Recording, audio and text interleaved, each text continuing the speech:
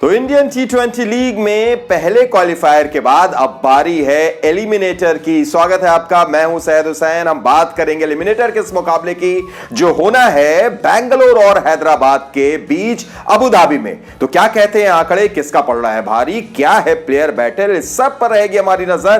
तो चलिए शुरू करते हैं हमारा ये खास शो।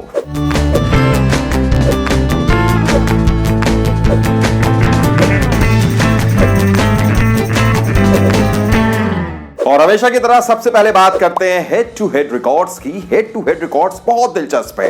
दिलचस्प इसलिए कि 2018 के बाद से हैदराबाद और बेंगलोर के बीच में अब तक 6 बार जंग हुई है और आंकड़ा 3-3 से बराबर है, यानी एक जबरदस्त मुकाबले की उम्मीद लगाई जा सकती है।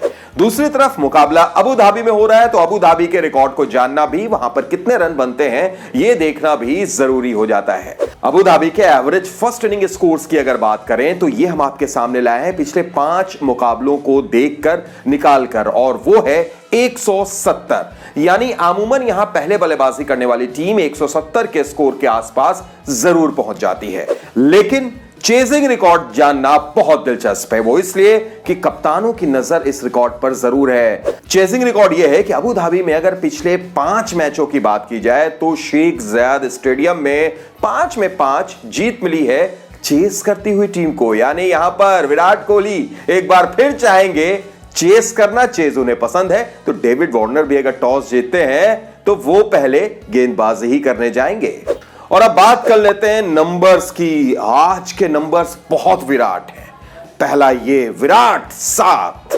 जी हां, 7 बार विराट कोहली को संदीप शर्मा ने अपना शिकार बनाया और ये पहली बार हुआ है कि इंडियन टी20 लीग में विराट कोहली इतने ज्यादा बार किसी एक गेंदबाज के खिलाफ आउट हुए हों। आप देखिए रन भी बहुत ज्यादा नहीं, 12 पारियों में 7 बार विराट कोहली को शिकार बनाया, 69 रन खर्च किए हैं 50 गेंदों पर।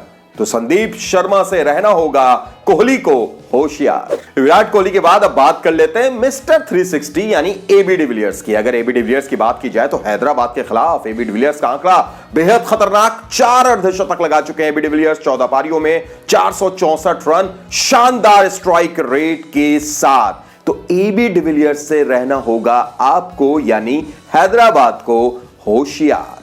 और अब बात कर लेते हैं करामाती खान की। करामाती खान यानी राशिद खान। राशिद खान की अगर बात की जाए तो इंडियन टी20 लीग के इस सीजन में मिडिल ओवर्स में 7 से 15 ओवर के बीच में 18 विकेट ले चुके हैं बेहद कातिलाना अंदाज में। इकोनॉमी रेट सिर्फ और सिर्फ 5.14, तो इसलिए कहा जाता है इन्हें करामाती खान। और अब बात कर लेते हैं पांडे जी की। पांडे जी जबरदस्त फॉर्म में चल रहे हैं हैदराबाद के लिए, लेकिन उन्हें होशियार रहना पड़ेगा युजवेंद्र चहल के खिलाफ, क्योंकि चहल ने चालाकी के साथ उन्हें 4 बार दिखाया है पवेलियन का रास्ता।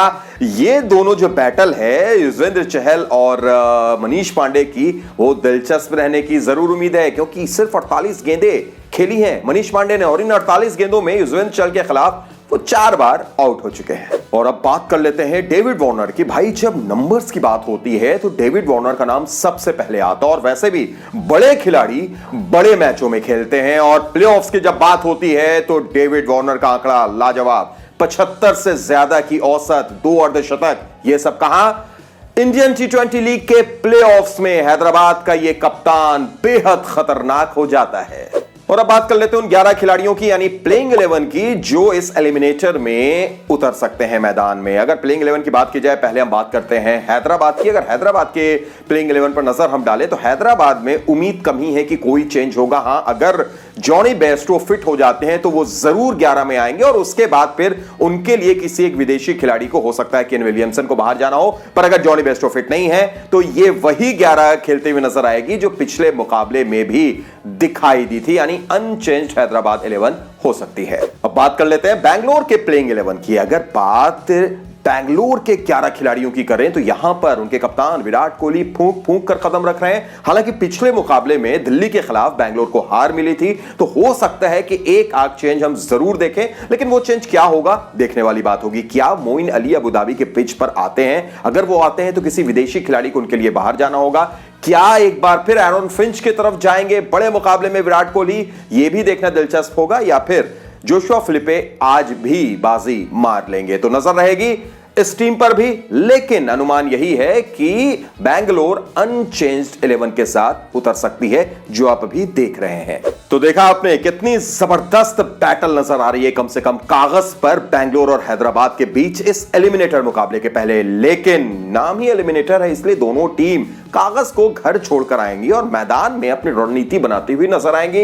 इसलिए मुकाबला बेहद कड़ा हो सकता है, क्योंकि जो हारा सो गया और जो जीता उसके पास रहेगा फाइनल में जाने का मौका।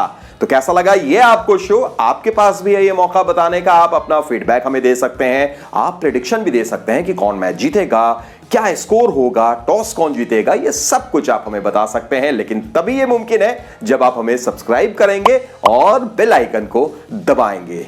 तो रखिए अपना ख्याल, दीजिए हमें इजाजत। नमस्कार।